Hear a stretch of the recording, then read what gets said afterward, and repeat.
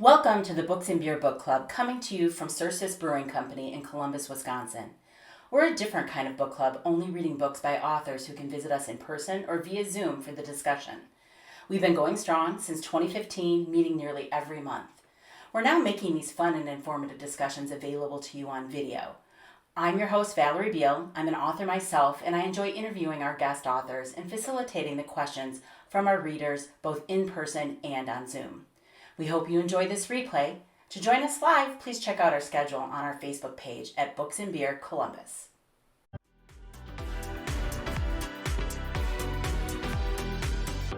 So everyone, this is Kim Taylor Blakemore, also writing as KT Blakemore. And obviously we've had this whole discussion about her zooming in from the West Coast, which is lovely. I mean, we would have loved to have you in person, but we don't have enough. I wish I could be there. A stipend to fly you in and, Drink some of that good beer you have. Yeah, well, you got some pretty good beer out there too. Oh, yeah, you do. Right? Yeah. I was talking to some of the folks here already tonight that I've known you for a while and I've worked with you on different projects and marketing, but I've never really asked you how you got into being a novelist. So that's my initial question is, tell us about, most of the time people come into the writing field from other places and lots of other careers. So give us the scoop, Kim. Yeah, so I was not writing. I was an actress in LA for a while, and then I didn't want to be an actress in LA because I didn't like LA. But while I was there, I was starting to sort of just fiddle around with writing stories, because the one thing about the area is it is a story town. So everybody has a story. Everybody's got a screenplay. So it's like, oh, I guess I should try and figure out if I have a story. But I ended up, I had a theater company that I ran with a couple other people, and then that ended up getting dismantled. And I was like, I don't want to be in LA anymore. And I got my master's in orientation and mobility for the blind and just sort of changed careers completely. Did that, and I moved to Denver for a job at the Colorado Rehab Center teaching adults with low vision. And I'm from California, so I'm originally from the central coast of California. So it doesn't snow. And then when I got to Colorado, it snowed. And I didn't quite know what to do with myself. Just a little. And I remember it would be like 6 a.m. and I'm getting up in my car. I lived in Boulder and I had to drive to Denver. And I had very long hair. And I was out there scraping my windshield. And I kept hearing this click, click, click, click, click in my ears. I'm like, what is the clicking? And all my hair, which is curly when it's long, was frozen and clicking against itself. I was like, this is crazy.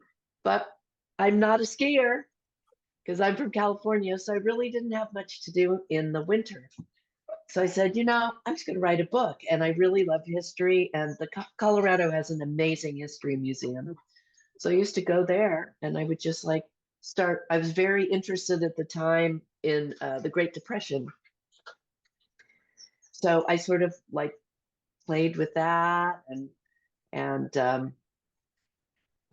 really got into it and just started writing a book about a girl during the Great Depression, and wrote a middle grade book called Sissy Funk.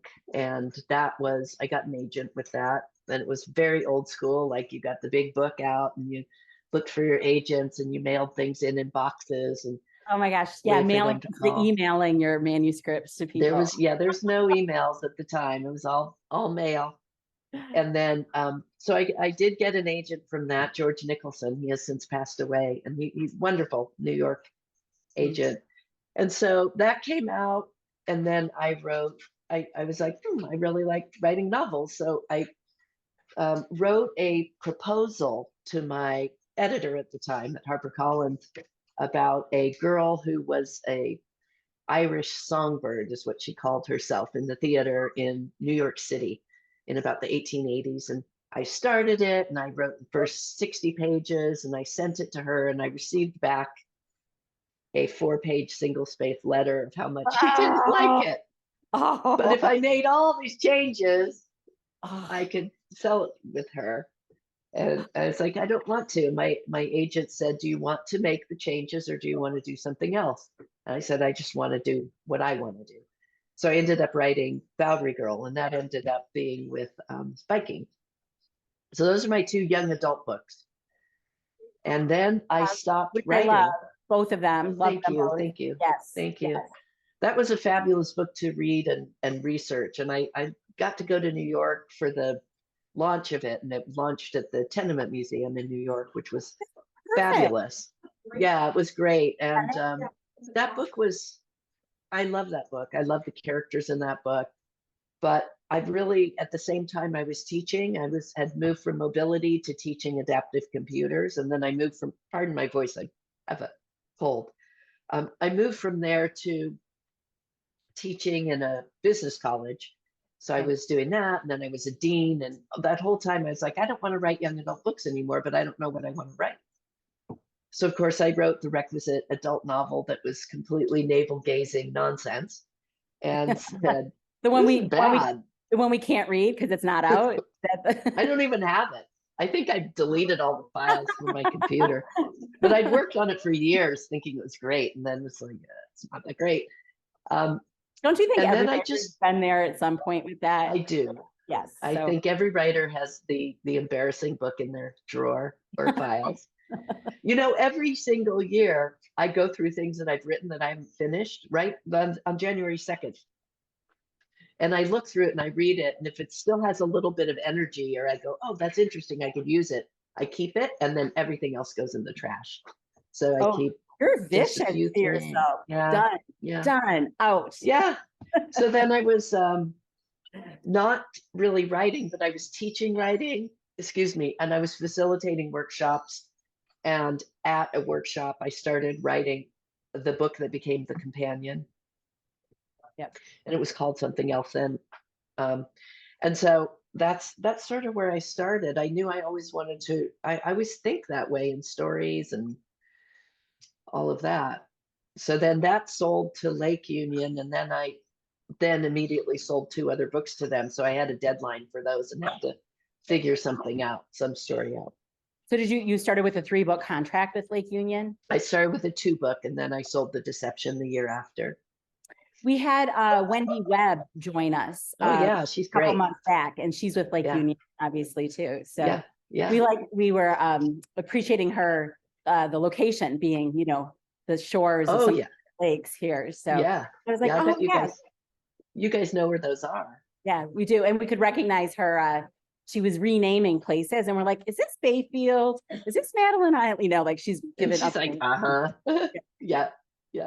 So the Deception was the most recent one with Lake Union, right? Yes. Are you still agented? I am, yes.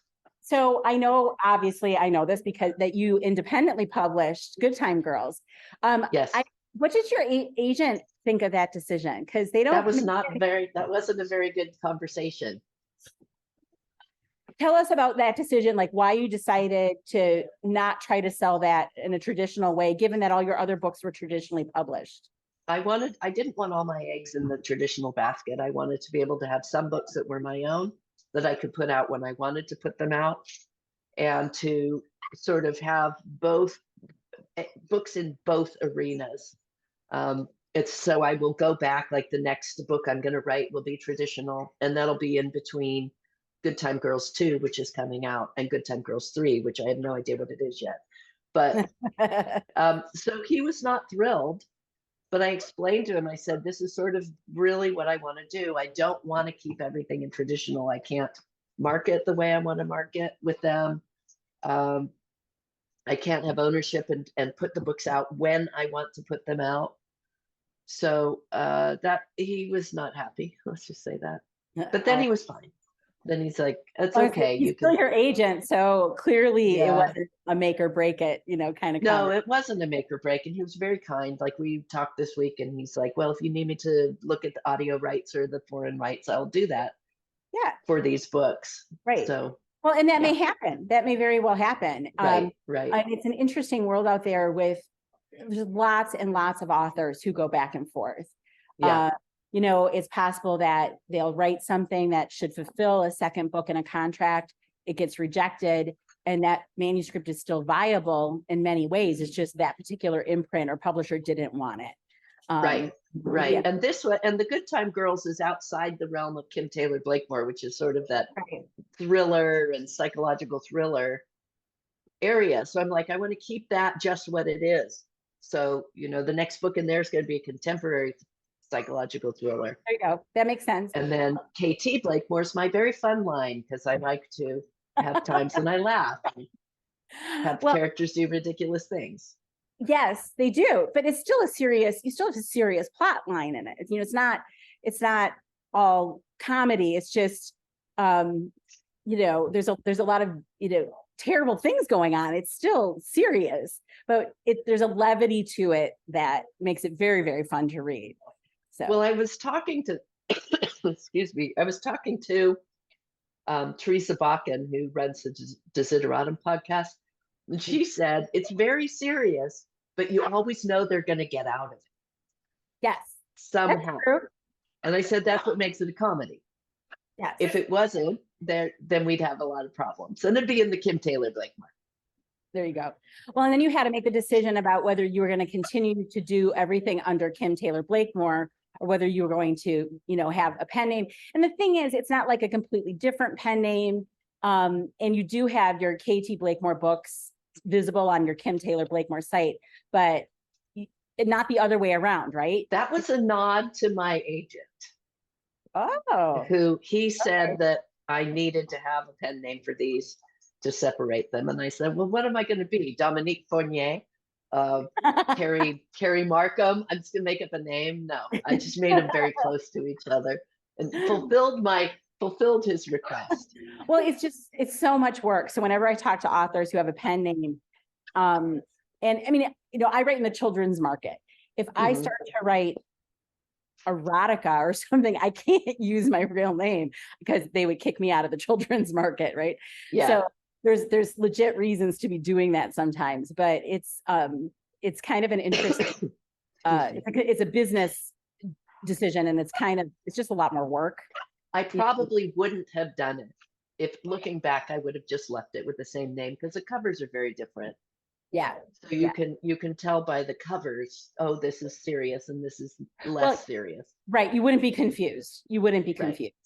And in fact, so I have your original book here too. I don't know if everyone, which cover did you guys get? The one with them in town? So, okay. So I'm going to grab the other one. Hang tight. Okay. So everyone else has so this is the original cover. So I'm showing. Yeah, so they're saying the new one's better. See, I love this one so much. So I know. I like the new one. So I'm with you guys. Well, I think it works. So tell us about how you made that decision to change. The first cover, I decided that I wanted it to be very obvious that it's a lighter book than the other ones. But as the book was selling and I was watching where it was selling very much in women's fiction, friendship, and women's fiction humorous, and women's fiction historical. So I wrote that to the cover designer and said, this is where it's selling. And he said, okay, I think I know what to do with that. And that's really, awesome. Really concentrating on the friendship of those two. So you have a very, very good cover designer who's intuitive and very capable. Yeah, it's with ebook launch. So they're very, very good. Now, so another thing that we should talk about, though, the ability to see even where it was selling is because it was independently published. That's right. So you wouldn't have been able to know that. So, right. So that's fascinating too. I think that there's just a lot of authors who are trying to take control of their careers in some way, and it's hard. You're right. The schedule for traditional publishing is up to the publisher, and you just don't have a lot to say, and you don't always cover you want. So you have all those things, but at the same time, as a reader, at least for me as a reader, I don't know about for you guys, I don't even care who the publisher is. Mm-hmm. If I see a book I like, I just go, oh, that's interesting. I'm going to read the book. Right. Yeah. So. Yeah, no, I don't think that readers care. I mean, they care if it's a bad book, but I've read traditionally published books that weren't well edited, or, they should have, they should have had a couple rounds more, through the I've copy. read books that are really kind of bad, but I read to the end because I love the characters. And it's such a lesson to me. It's like, I like reading about the characters. So if your plot is or it's kind of like, oh, I know what's going to happen next. It doesn't matter if you make me laugh or I love this character, I'll go with it. I'm pretty forgiving too, most of the time. It just, I mean, if they don't, I mean, there's once in a while you get a book and there's just nothing working. Like the characters aren't gelling, the plot's not there. And you're like, yeah, I'm done. But I rarely am a, DNF on a book. I feel like I should never abandon a story, like I should see it through and see what happens. I abandon them. Reading books that you don't like? Rarely. No, we got a tough group here. They power through to the end. So. Wow. So I went on. So I always love the. I mean, you're obviously a very good writer, but you're also a very good writer for your promotional materials. Like the language even on your website. So it's been a while since I've been on your website. So I like the descriptions: thieves and servants, murderesses and mediums, grifters and frauds, the women with darker stories with tangled lies and hidden motives. That summarize. That's it. We're done. We know exactly what we're gonna get. So, but everything's historical. You love to read that. So I'm curious about what piece of history, what thing led you to write Good Time Girls? I was really into figuring out who Pearl Hart was. Does anybody here know who Pearl Hart is? Pearl Hart? She was the last female stage robber and one of the last stage robbers in the US. And she did a terrible job robbing a stage. So she was a bad robber. She was a terrible robber. She robbed one stage and became hugely famous. So she was in Globe, Arizona, and she wanted to, who knows what her life was. She was a opium taking, tough talking bit of a woman. And she decided with this guy she was hanging out with, they were going to rob a stage so she could get home and see her sick mother in Kansas City. So anyway, so she does this terrible job robbing the stage. And there's an homage. If you've read The Good Time Girls, you know that Ruby robs the stage. Right. So it's very much based on Pearl Hart at the time. But Pearl Hart was just like, oh my God, you people, it's lunchtime. It's very dark. It's very, very hot. Here, take $1 back each. You guys, that's lunch money for you. We're going to go now. And they got on their horses and they got completely lost up in the Arizona desert. And got caught. They go to a jail, or then they end up in a court, and she starts becoming the drama queen. And it's like, I will not live under the rules of law that are made by men. And so that made all the suffragists in America go, yay, Pearl Hart, yay, Pearl Hart. And so they came to the trial. And then she's like, my poor mother, it's so terrible. I can't live by these rules. And the jury goes, oh, you poor thing, you're acquitted. And then her compadre, the guy, got 30 years. Oh my God. So the judge is furious about this. And the judge is like, slams the gavel down, says, arrest her again. She stole the government property. She stole the gun from the driver. And so she got 5 years, I think. And then they both ended up in Tucson. She escapes from this prison, gets caught, comes back. They both end up in Yuma. He just gets on a wagon and goes out with the food truck.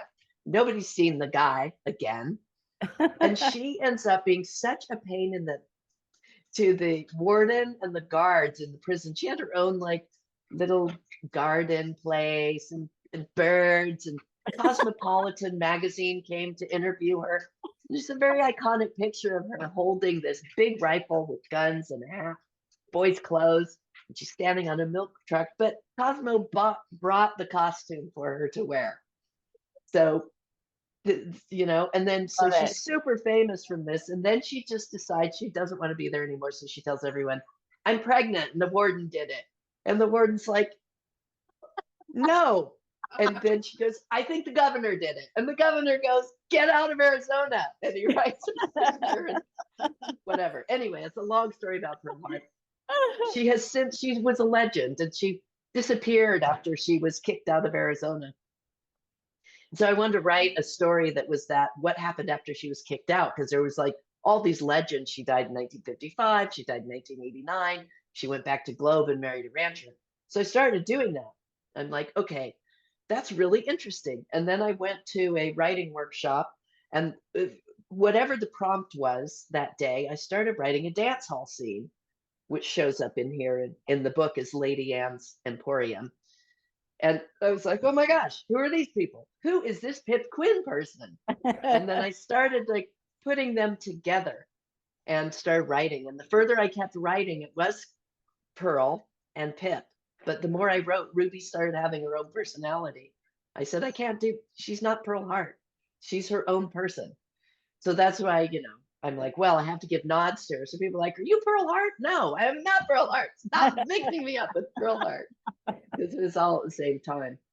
But that's kind of, those two things together were what really started the book. And when I was doing that dance hall scene, people were laughing.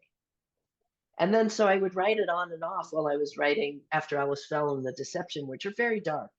And then in my life, there are a lot of dark stuff happened last year. We lost my mother-in-law who'd come to live with us, and we had a lot of things going on that were not so fun. And the Good Time Girls was what I picked up every time to be like, just laugh. They will make you laugh. So just write something about them. God knows what it is, and see what happens. And so I just said, I'm going to finish this and I'm going to put it out. That's what I'm going to do. Well, and we do laugh. We laughed all the way through. There's so many funny parts and ridiculous things. And you're like, they're never going to get out of this situation ever. And I just think it's a fun, I think about other books that are set at the turn of the century. And you don't get a lot of that for rural areas, right? But you bring us to the location, and we can see, I can see the town. I can see like the train station, and and then all the crazy business, the Bible salesman guy who's not really Bible sales, He sells Bibles. He's got a red leather Levantine. Yeah, true. Bible. True. Just so much fun. So that, I think, do you ever do that in any other book where you've got the dual timelines, or is this the first one you've done that in? This is the first one I did it in. I'd probably not do it again. In the second book, The Good Time Girls Get Famous, it's just straight through. There's no dual timeline. I think you needed it though. I think it helped. Yeah. I mean, otherwise, how do you get that backstory in without starting the story way back when? Right. And then, time jumping. It's tricky, but I think that's hard writing. And I just did that with the murder mystery I did. I have 2 points of view, and one goes back 15, the person who is murdered in the first chapter, we get their life starting 15 years prior. And it's just a lot of juggling and keeping things straight. Did you like the challenge, or, are you like over that now? You don't want to do it again ever? The first 2/3 of it, I liked that challenge because it let me set up scenes back and forth with each other.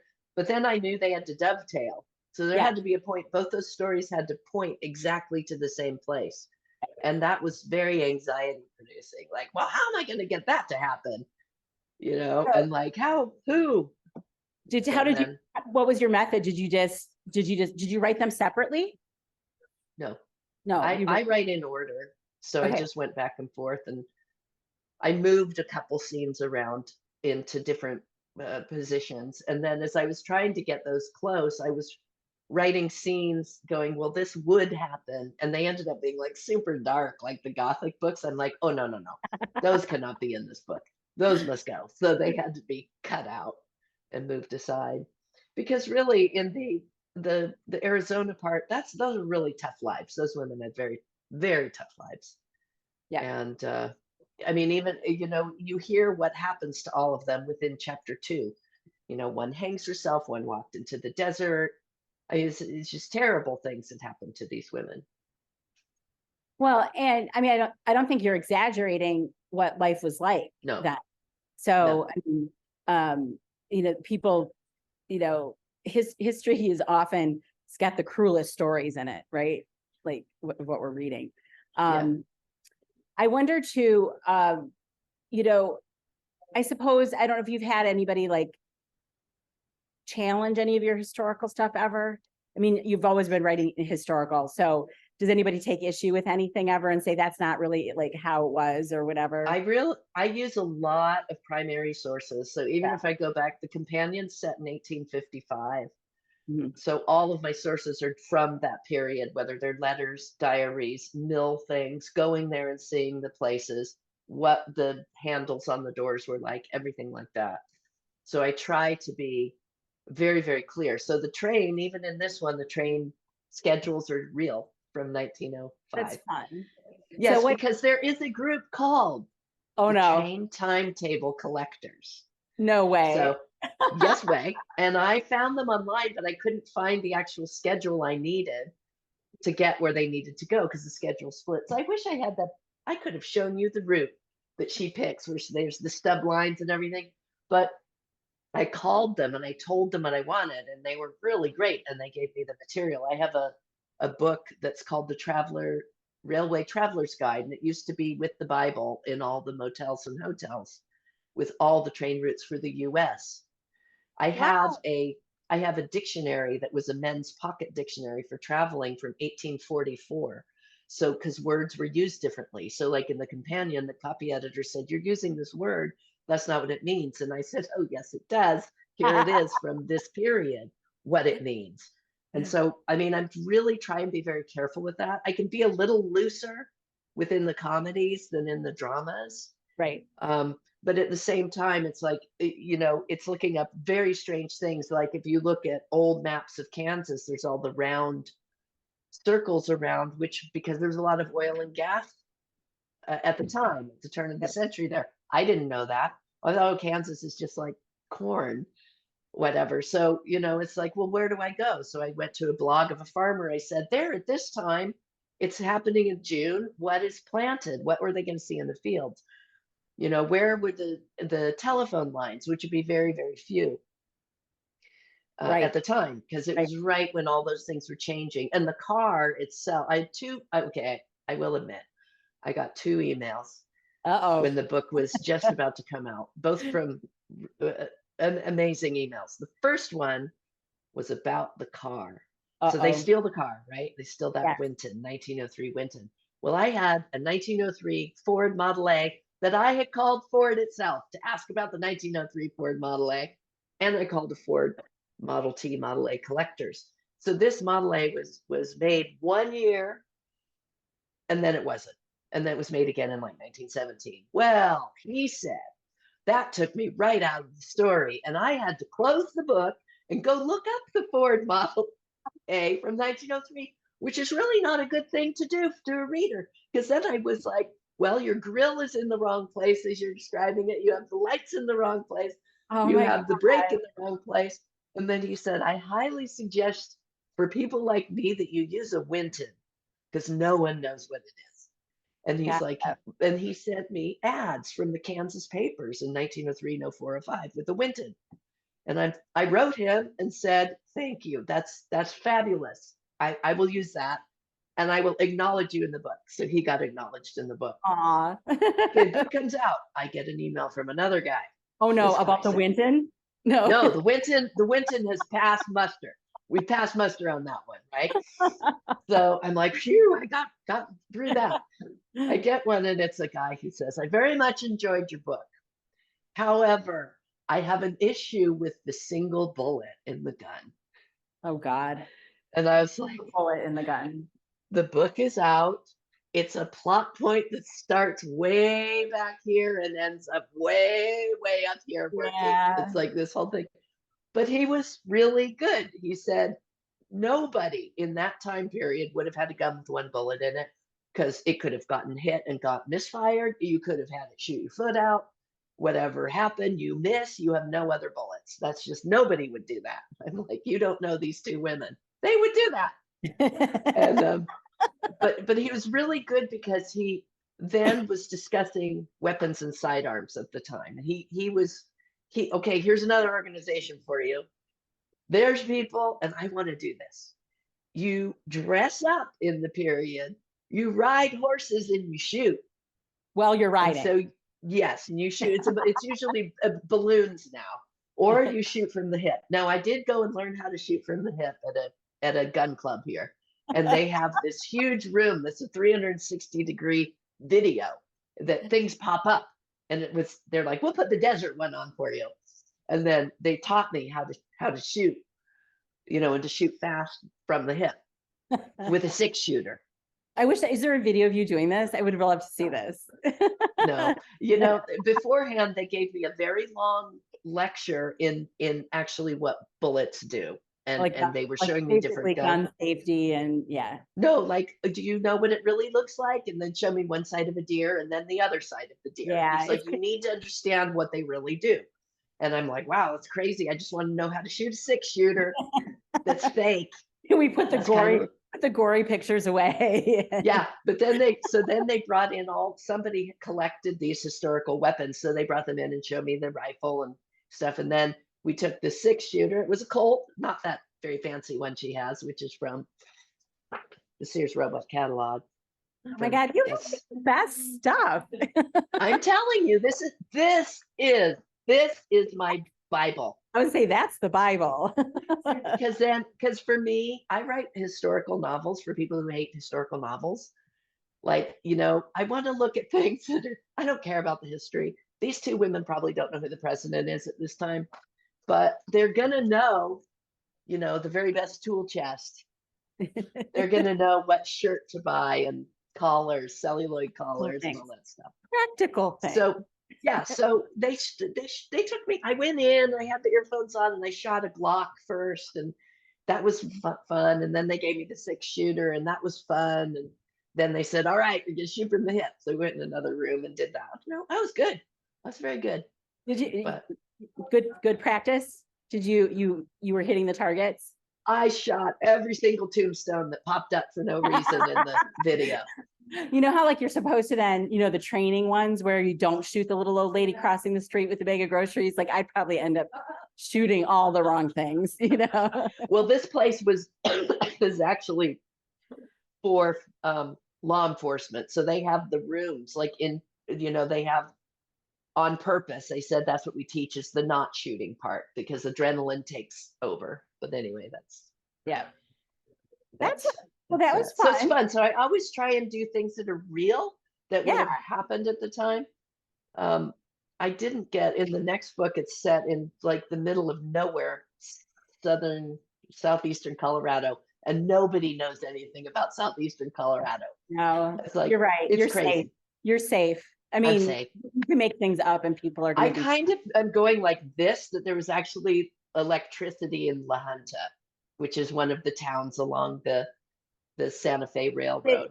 Is it the year just like the months immediately following? Good time. It's 6 weeks following. Probably was. I don't know, because when I was doing Sissy Funk way back when, I met with a whole group of people who grew up in Eastern Colorado, older people, and they remember that there wasn't electricity till 1955 in Eastern Colorado. Lots of Eastern Colorado, lots of the plains didn't have electricity till then. You can take some literary license with things. I could, I looked everywhere for it, and I even wrote the Colorado History Museum. I wrote the History Museum in La Junta. They're like, I don't know, whatever, sure. So when you get the letter, let us know. That letter from the one. I will. It'll be from the Winton guy. I swear to God, he'll be like, there was Meg. Oh my God. I always worry about things in all these books. Like, where's the ice? Where do they keep the ice? Yeah, where do they before refrigeration? Well, you guys may have it, but back east, like in New Hampshire, they had ice houses, right? Oh, right. And then did they pack those in? Was it sawdust? Sawdust or straw? Yeah. Insulated. I don't know. So those are the stories that I would get like from my grandparents, right? And even my dad, because when he was little, I know that they still had the ice box out on the farm here in Wisconsin. So, no. Yeah. We recently, so how many people in here know what party lines are? Okay, see, everybody does. Oh, yeah. So the older farmer nearby, who's like the last old farmer neighborhood, passed away. And we're all at the funeral not that long ago, like the funeral home. And we shared the party line with this family. And it was just before we all got to be teenagers that we didn't. And we were like, thank God we all got our phone lines before we got to be teenagers. And we're all, but the kids, like our kids, like we had to explain what that was and stuff. So, I mean, it's fun. History's fun, right? It can be very, very fun. So do you think you'll ever write non-historical books? Well, yes, because the next traditional one I want to do is Oh, you going said it to was be contemporary.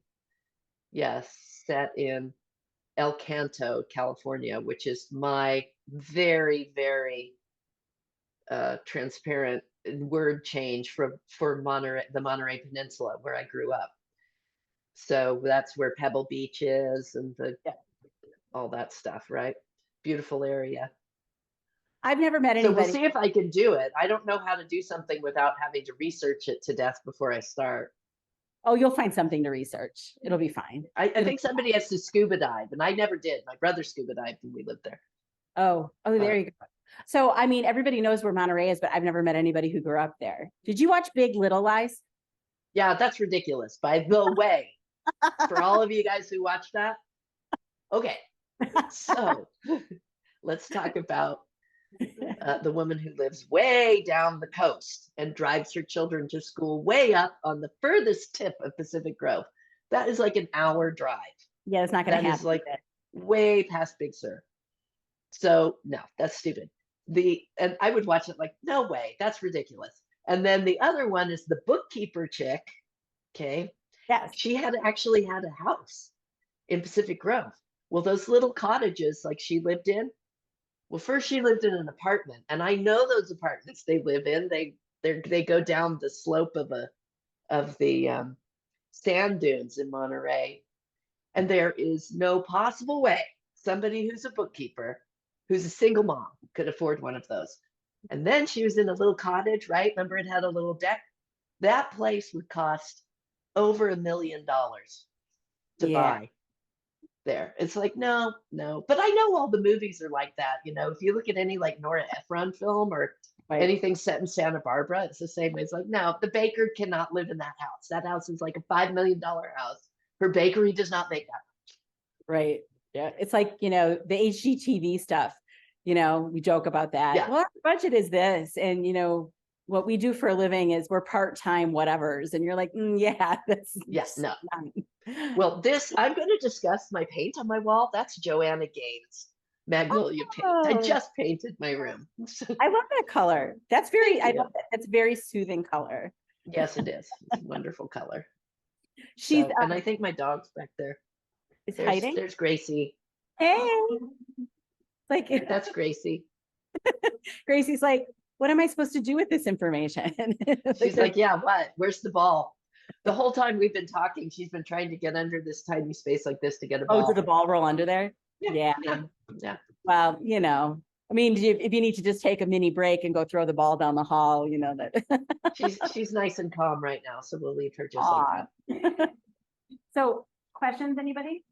So she's talking about like the speech and the way people spoke at that time in history. Did you do a lot of reading or research on that, or does that sort of come naturally to you to write, like, you know, so that it, you know, because you can feel that it's, you know, an older style of speaking.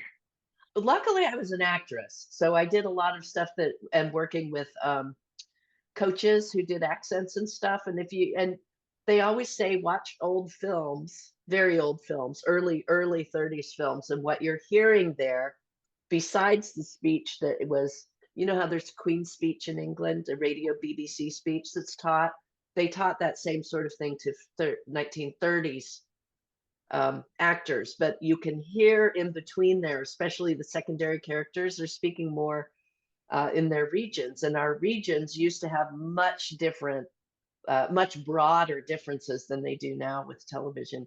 So you do that. I would read the papers from the time period, and you're really listening for cadence and how they do that. And then Mhm. eventually they all sounded like they're from Arkansas, and that sort of made it work when I wrote. Part of my family is from Missouri and Oklahoma. So there is a very pattern to that speech it's an interesting pattern because it's not just localized there. If you go to Central California, to the farmers there, my other side of the family are farmers in Central California, they have the same damn accent. I'm like, okay, literally, you're an hour from San Francisco. You sound just like grandpa's dad in Fort Scott. So it's a rural accent. So it's trying to capture a little of that. And then you can watch a movie like Paper Moon, which is my very favorite Yes. movie ever made. Isn't that a And wonderful? they're speaking in that voice from that part of the country. Go ahead, Heather. So have you thought about transcribing the story into like a screenplay? Would it be marketable? Did you hear? I would love to do it as a screenplay. I don't know how to write a screenplay. So I think it'd be fun as a screenplay. Do you want to do it, Heather? Do you want to do it for me? But you've used screenplays as an actress. So I mean, you've experience with what that looks like. I mean, a lot of people don't even know what the format looks like, right? Until they dive into it. You know, you're really relying on your dialogue a lot. And so I think very cinematically when I write. So there's a lot more visual. You'll see that in there, you know, like when they're walking down the street and they see the hill in the distance and have to call it Devil's Hill or whatever they call it. Anyway, when I wrote Bowery Girl, I really wanted that to be a screenplay. So I took a adaptation class through Gotham Writers. And it was very interesting because the very opening scene of that book is like describing walking through the Bowery and what it sounds like and what all the businesses were, the overhead streetcar and the hawking of things and people running by. And he said in there, now I want you to write the opening scene. You may do 2 descriptions to convey all of that. And that sits in, he said, the director does all of the direction. So you don't do any of that. So you condense the dialogue that you have into much shorter scenes. You don't put, they exit, they come in, anything like that. That director's choice. He said, but you can set the scene. You can be like exterior day. And I think I did close up, exterior day, pan of the lines, the laundry lines and the telephone lines at the time, which just crossed like crazy over everyone's head. right. Pan those, and that was it. That was the shot, establishing shot, which took up my entire first 30 pages of my book. No, not 30 pages, but that's what you do. He said it's all left to the director. That's who adds that in.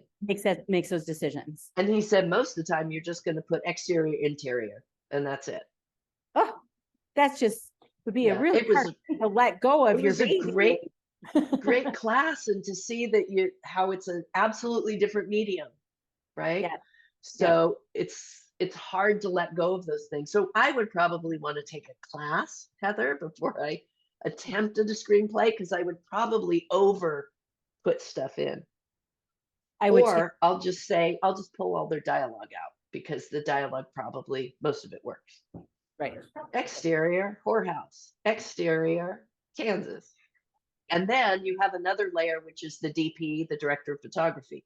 So they're the ones that are going to then start doing, like, we're going to do pan, close up, right, etc., in conjunction with the director. I helped on a couple TV shows. So I worked on 2 different TV shows there, production assistant, and then I worked as a production assistant on a small film. It is so boring. The part where they film is like ridiculously boring. It takes forever. It's ridiculous. You're just sitting around like, oh God. I've been on shoots for commercials, and just seeing it over and over an entire day of the same 30 seconds done in different ways. Yeah. Get that, just write a play then. Write a play. That Pretty would much be better. in a way, but isn't it? Yeah. I don't know how I'd get the Winton on stage. Winton. Oh, we'll figure it We out. could do a cardboard car. That'd work. That's fine. Just You know, that'd be an interesting thing though, to take some of your favorite films and look at the first, like the opening scenes, and then look at the first page or two of the script. You know, to see how that gets adapted. you can get most scripts online if you Yeah. actually want to do it. There's a couple things you can do. You can watch a film and read the script with it. The other thing to do is go to the movies and check your watch, because films have very specific times in that 90 minutes to 2 hours where the plot changes. So if you just Oh, go, right. Like the beat. oh, this is going to happen, we're going to move into act 2. Oh yeah, 12 minutes. That's exactly right. It's like all of them have that formula because it's a way we see film. Yeah. I don't mean like crazy weird films like Memento, but in Oh, general, your a general. commercial film. Oh, what's his name? Save the Cat. You know, like where they talk about beats. You know, because Save the Cat it's originally for scripts, and then they I adapt. use Save the Cat now. I was just reading it today because I'm just finishing up the last 2/3 of the new book. I'm like, oh my God, am I in the right place? Yeah, for the beats. So Save the Yeah. Cat. It's a writing how-to on plotting. Yes, Good Time Girls Get Famous. So that's a November release. Yeah, November 7th. So I think one of the things that's really fun is that you have characters who aren't necessarily good people per se. I mean, they've done some kind of wretched things in their lives, some of them, mostly, I think, for survival, sort of, kind of. So, I mean, it's an interesting thing, though, to make because we all need to like at least root for the main characters, right? Yeah. So, I mean, it's a little tricky because you need to make them complex enough. It's a kind of fun thing to not have, you know, the goody two shoes characters. You've got complex people with complex lives and backstories, and they've had to make tough decisions. But do you ever find that to be really tricky? Do you feel like you've ever tipped over too much into like, you know, too many bad character traits or too many things that might make them unlikable? I mean, that's a I balance. have to calm Pip down because she really just wants to shoot people before talking. So, like in the first book, right? They're like, you get one bullet. That's it. It's for Cullen. Stop. So in the second book, she really likes to rob. She's really into scaring people with her face. And they're like, you need to calm down on that. I don't know. Ruby is not a bad person. No, she's not. No. No, both of these women aren't taking care of their own children. Well, let's not discuss the mothering issue. They think they're good parents. Well, yeah, but I mean, it's an interesting thing, and it probably wasn't like super atypical I mean, it makes sense with their lives and their backstories that they are not raising. Maybe, and we probably should be grateful they're not raising their children. I don't know. At this point, those kids weren't going to go along on this jaunt with them anyway. So I was talking to somebody who said, okay, this is in the second book, you know, Ruby still really wants to see her kids, but they're wanted by everybody in the entire US by now. Yeah, there's no way she's going back to that house. She's not going back to that. And the person, my friend who was talking to, said, well, I think you should write one of the books from the kids' point of view, and they can run away from Rose because Rose is a bitch and go find Ruby. I'm like, okay. There is a really good modern day contemporary series where the parents were arrested as spies and they really weren't spies. It's by Gordon Corman. And the kids of the day, it's a really, really good series. Sorry about the dog. That's okay. We like dogs. Okay, Gracie. So do you write full time, or are you doing any outside day, you know, like, do you have a day job? I have a day job. I also am a developmental editor for mostly historical fiction or women's fiction novelists, and I run a company called Novelitics with Writers Collective, which is a group of writers and around the country, and we meet during the week and we either write or do lots of workshops and stuff. But they're just coming out. We're coming out with an anthology in September, so that's how exciting. fun. What's Yeah, so- if you have a theme? What are you writing about in the anthology? The theme in the anthology that I gave, because I'm the editor, Well, so so I got to come up with it. Well, no, actually, we came up with that together. And the next book, next year's, I picked the theme and I picked the title. But this one is called Echoes, and it's the one thing that has to go through it is is a necklace, whether literal or figurative. So Ooh, the stories are they're all totally different. There's a space sci-fi one, and a historical one, a gothic one, a 1930s California one. And, I mean, they're all really different. So I'm really, really excited that that's coming out. that's fun. I'll be excited to read that. Is everybody writing somewhat in the same genre that they write in all the time? No, people are branching out. People were branching out. Some people were writing stories that they can then use when their book comes out. That makes sense. But Like- other people were just branching out and trying different things. Gotcha. And some Yeah. people, it's their first thing they've had published. So that's really cool. That's exciting. That's Yeah. fun. Oh, being an Yeah, editor super for cool. that is hard. So we, boy, ages ago, we read that anthology that was the post-apocalyptic one, and it was based Prep for Doom. Yeah. And it was based around a single event, right? And some of the characters later on interact in the later chapters. Oh my gosh, the editor for that had to be, I mean, clearly people had to go in a certain order, and that was established, but then they could do what they wanted within those chapters. But it's a very different process. Oh, that's a different way to do it. Yeah. That sounds much harder. This one was really just letting every author have their voice so they could really show off their voice. That's fun. More questions? Anyone? Where did the name Pip come from? Where did the name Pip come from? It came from that prompt that I was writing about the dance hall. That was just her name, Pip. Pip. Pip Quinn. So sometimes they just pop in my head. She sounds like somebody who might shoot people with little provocation. She has her moments. Pip Middleton is the sister of Kate. That's right, Pip Middleton, Kate Middleton's sister. She probably doesn't go around shooting people. She probably wouldn't get away with it. Pippa? She's too, yeah, oh, that's right, it's Pippa. Is it Pippa? This is so British, it's very British. It is. I love that name though, Pippa. So all your books are set in the US. Will you Mhm. ever write any set in other countries, or just? I hope not. But you It's could, already hard enough to research here but then you could write without doing a language, Oh, that's true.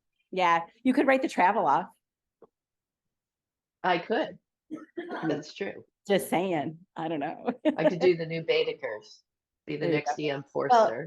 you could even just write a short story. If you travel, you could just write a short story about it, and then you're off the hook with your accountant and all those IRS people. At least I hope so. That's It's true. it's what I've been told. So either or I'm going to be in big trouble. I think I'll be staying in the Western US for a while. Okay. All right. Thank you. That was very nice of you to join us tonight. We're sorry for our Thank technical difficulties. We worked it It's out. no problem. No problem. Thank you all so much. It's so Thank nice you. to see Hey, you. We All cannot. right, Heather, write that screenplay for me.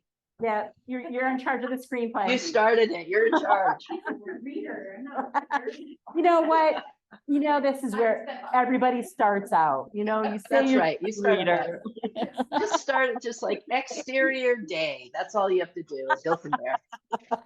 Well, we're looking forward to Good Time Girls go to Get Hollywood famous. or get famous. Get famous. They don't ever really get to Hollywood, or do they? Well, they never got to Hutchinson, so I don't think they're getting to Hollywood in this book. Oh, all right. Well, they get famous. They're already kind of famous, but they get more famous. They get more famous, yes. What? And there is silent film. Yeah, no, she says not infamous, famous. Infamous. All right. Take care. Have a All good right.